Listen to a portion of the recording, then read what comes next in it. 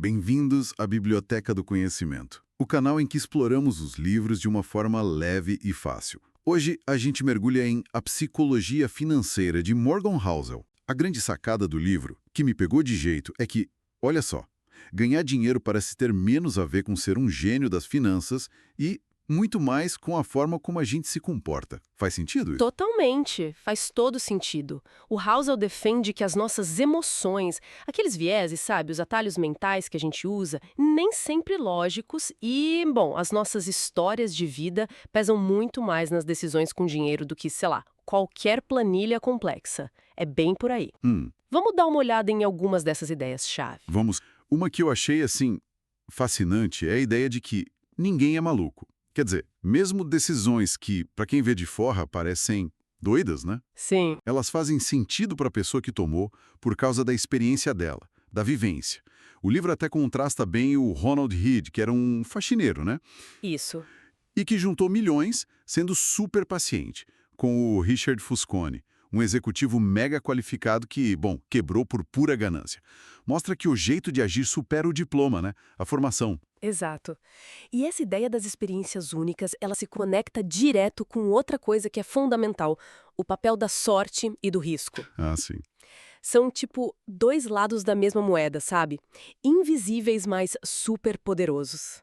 Pensa no Bill Gates. Ele teve a sorte imensa de ter acesso a um computador na escola lá em 1968, que era algo raríssimo. Nossa, é verdade. E o amigo dele, o Kent Evans, que era tão brilhante quanto, teve o azar, né? A fatalidade de morrer num acidente antes mesmo de se formar. Isso obriga a gente a questionar, né? Será que todo sucesso é só mérito? E será que todo fracasso é só culpa, só preguiça? Complica a narrativa, né? Nossa, complica mesmo. É pesado pensar nisso. E falando em armadilhas, tem aquela do nada é o suficiente. É impressionante, né? Uhum.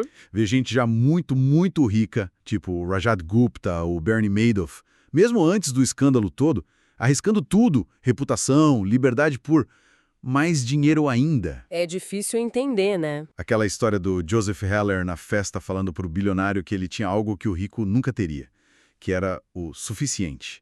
Nossa, é um soco no estômago contra essa mania de se comparar e querer sempre mais e mais. É um lembrete poderoso. E essa busca incessante, ela leva a outro ponto muito importante que o Housel traz. A diferença crucial entre ficar rico e continuar rico. São jogos diferentes. Ah, interessante isso. Como assim? Muda. Aí entra a humildade, uma certa dose de cautela, quase uma paranoia saudável, sabe? Pensar em sobreviver a qualquer tranco, a qualquer crise, a longevidade é o segredo, não só o pico de riqueza. Warren Buffett é o exemplo clássico disso. É verdade. A história do Buffett mostra bem o poder, assim, absurdo dos juros compostos. O grande truque dele não é nem tanto o retorno anual em si, que é ótimo, claro, Claro. mas é o tempo. O cara investe há mais de 75 anos, sem parar. Isso mostra que começar cedo e ter paciência talvez valha mais do que tentar dar aquela tacada de mestre, que, né, raramente se sustenta no longo prazo. Exatamente. E isso amarra perfeitamente com a ideia das caudas longas. Sabe, aqueles eventos raros, mas que têm um impacto gigantesco. Ah, sim, os outliers. Isso, os outliers. A maior parte dos resultados incríveis, seja na arte, nos negócios, na bolsa de valores, vem de pouquíssimos acertos monumentais. Você pode errar um monte de vezes e ainda assim ter um resultado final espetacular. Pensa na Disney. Foi salva por Branca de Neve depois de vários curtas que deram prejuízo. Ou um índice de ações, onde meia dúzia de empresas carregam o retorno todo nas costas, praticamente. Isso muda totalmente a perspectiva, né? Você não precisa acertar sempre.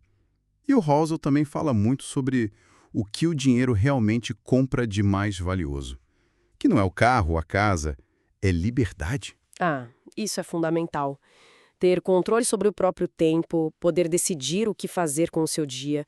Isso, segundo estudos como o de um tal Angus Campbell, que ele cita, traz mais felicidade do que um salário altíssimo ou um carrão na garagem. E é curioso você ter falado do carrão, isso me lembra o paradoxo do carro de luxo. Como é esse? A gente compra coisas caras, muitas vezes, buscando admiração, né? Mas, no fundo, as pessoas não admiram o dono, elas admiram o objeto. Elas se imaginam com aquilo. Verdade. Nunca tinha pensado por esse lado. Então, a riqueza de verdade, muitas vezes, é aquela que não aparece. O dinheiro que não foi gasto, a reserva que está lá guardada, te dando tranquilidade e, principalmente, opções. Por isso aquela dica tão simples, mas tão profunda.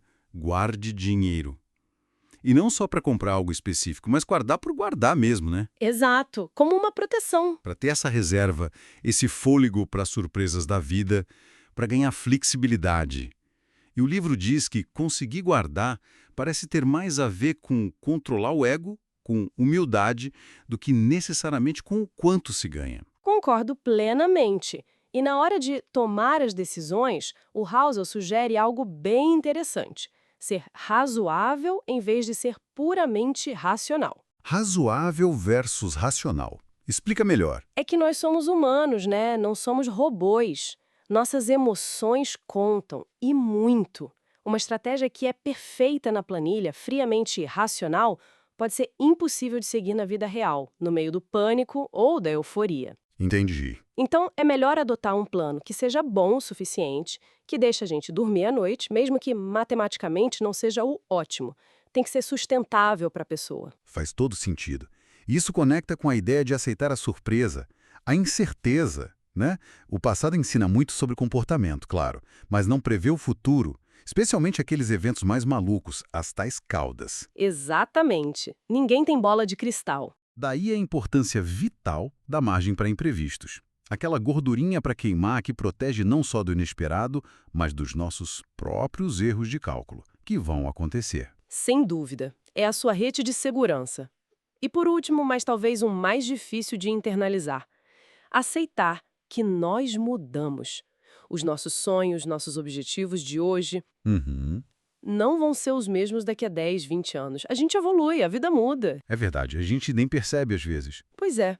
Então, planejar para o longo prazo é essencial, claro, mas planos muito rígidos, muito extremos, podem virar uma prisão.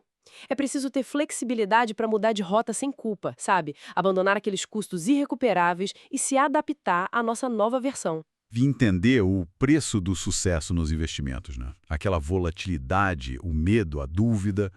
Não encarar como uma multa por errar, mas como a taxa que se paga para ter a chance de retornos maiores. Exatamente. É um ingresso para o jogo. Se você não aguenta o preço, talvez não devesse estar nesse jogo. Uau! Olha, pensando em tudo isso, parece que entender a si mesmo, como a gente lida com ganância, com medo, como a sorte e o risco nos afetam, como a gente muda, é a chave mestra para lidar com o dinheiro, né? Muito mais do que, sei lá, decorar fórmulas complexas. Com certeza. No fim das contas, talvez a jornada financeira seja menos sobre achar a fórmula mágica, a estratégia perfeita, e mais sobre autoconhecimento, entender a própria mente para construir um caminho financeiro que faça sentido para a vida que a gente quer levar, de verdade. Perfeito. Uma reflexão muito valiosa. Se gostaram do episódio de hoje, se inscrevam no canal e ativem as notificações para não perder nenhum episódio. Até a próxima e uma boa leitura.